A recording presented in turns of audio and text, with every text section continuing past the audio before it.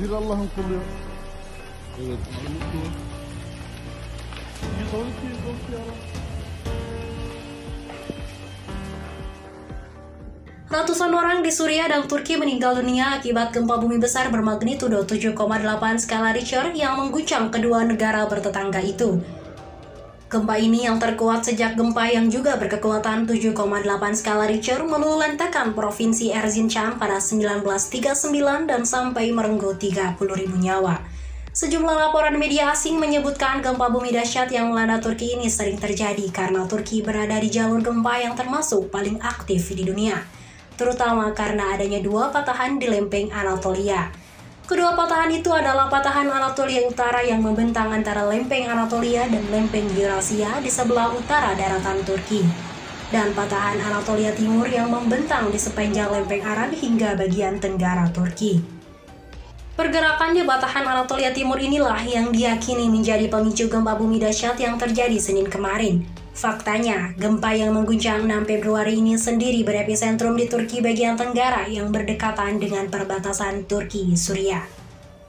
Sejauh ini, gempa ini telah merenggut ribuan nyawa. Jumlah korban sebanyak itu ditemukan di daerah-daerah Turki Tenggara dan Suriah Utara.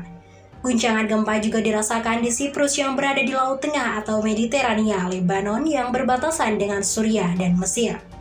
Tim pencari dan penyelamat Turki dan Suriah tengah berusaha mencari korban yang masih tertimbun rangkaian bangunan yang ambruk diguncang gempa.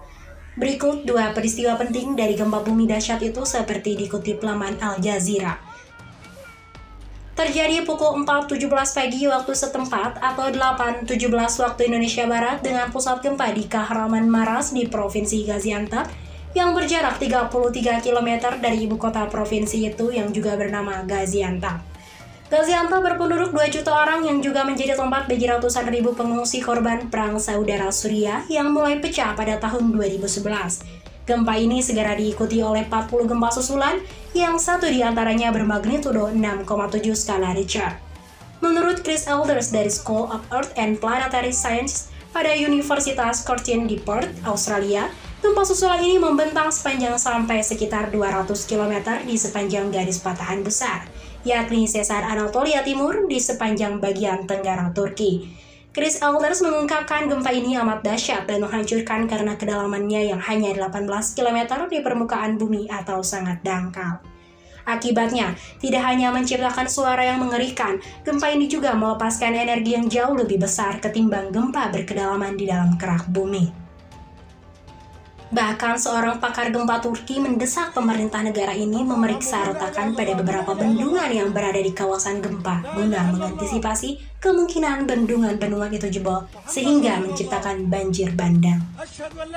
Sebagian wilayah Turki berada persis di atas lempeng Anatolia yang memiliki dua patahan besar, yakni patahan Anatolia Utara dan patahan Anatolia Timur. Lempeng ini bersinggungan ke selatan di lempeng Arab. Karena letak geologisnya itu seperti beberapa wilayah Indonesia dan negara-negara rawan gempa lainnya seperti Iran dan Jepang. Turki adalah salah satu dari zona-zona gempa paling aktif di dunia. Gempa berkekuatan hampir sama, tepatnya magnitudo 7,4, pernah mengguncang Turki pada 1999 untuk menewaskan lebih dari 17.000 orang, termasuk sekitar 1.000 orang di kota terbesar di negara itu di Istanbul. Buradaki halk elini uzatabildiğine yardım etmeye çalışıyor. Lütfen yardım gör denir. Kahramanmaraş'ta durum çok kötü.